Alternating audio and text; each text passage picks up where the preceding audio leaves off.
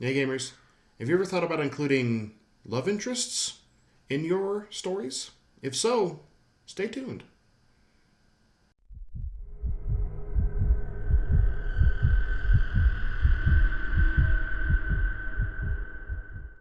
Hey gamers, welcome back to Game Master's Dungeon. I'm Brian, your Game Master.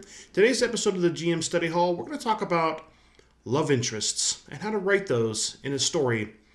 Now, I will say as a disclaimer now, this topic is not for everyone. It's not for everyone to include in their games.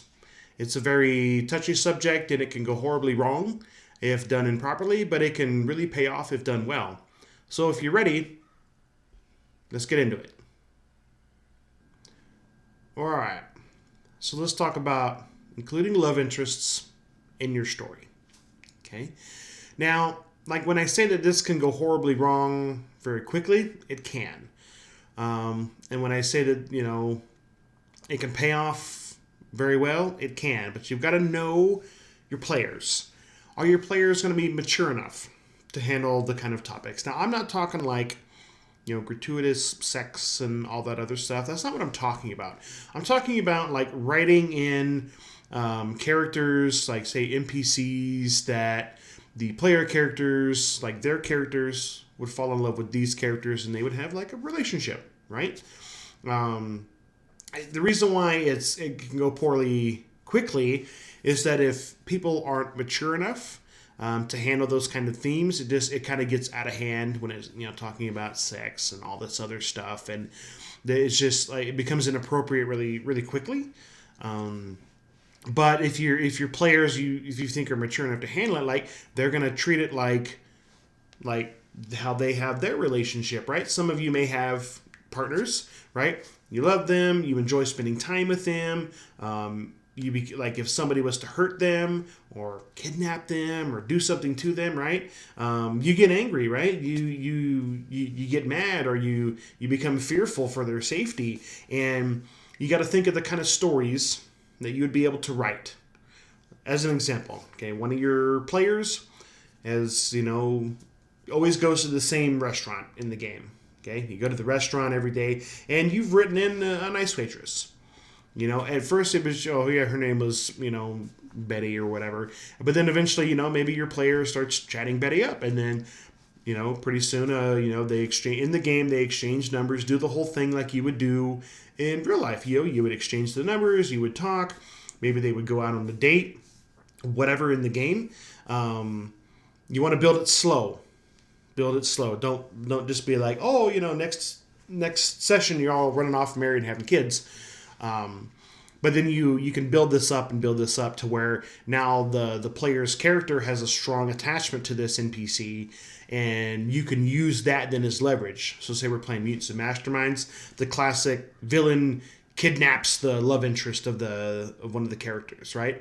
Oh, well, now they're just pissed and they can't think straight and they're making rash decisions and they just want to storm the gates, and everyone else is going to be like, whoa, no, shh. Let's think rationally. They're like, screw you, man, you think rationally, right? It adds some tension to your story, and it adds the mood, and it makes it great, right? How are the other players going to help this player's character get his love interest back without getting them all killed and getting her or he killed and things like that? So some of the stories that can come out of these love interests are fantastic.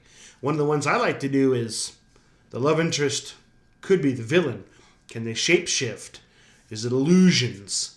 Is it not? Is it just Betty is actually the villain, right? You got to pay the bills somehow, or you've got to maintain that air of normalcy.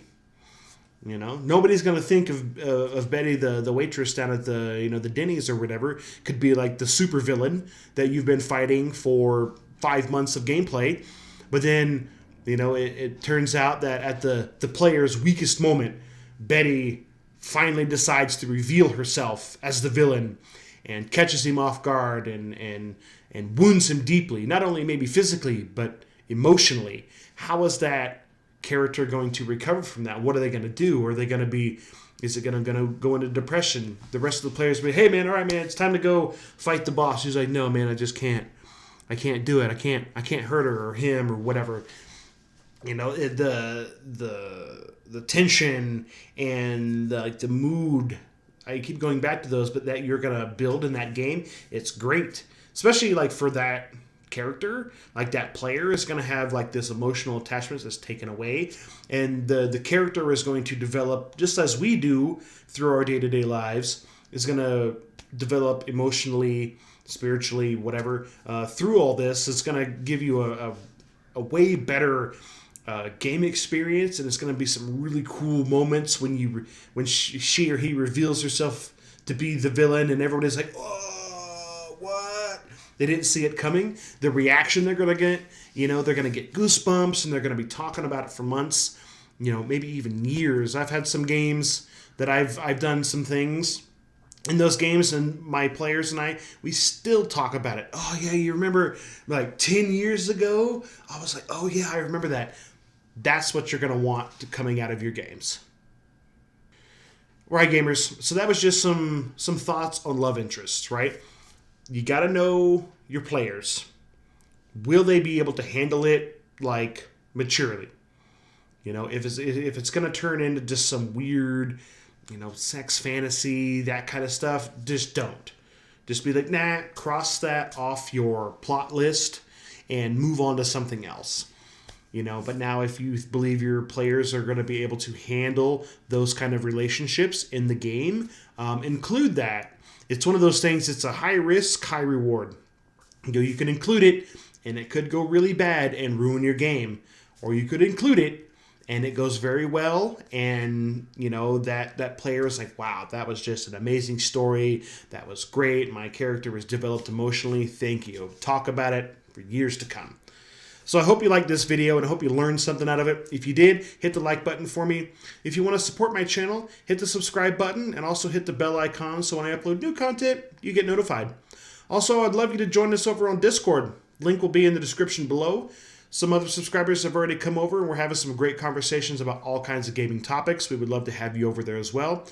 So you can, if you ask questions, or if another person has questions and you have a good answer, we can all help each other out.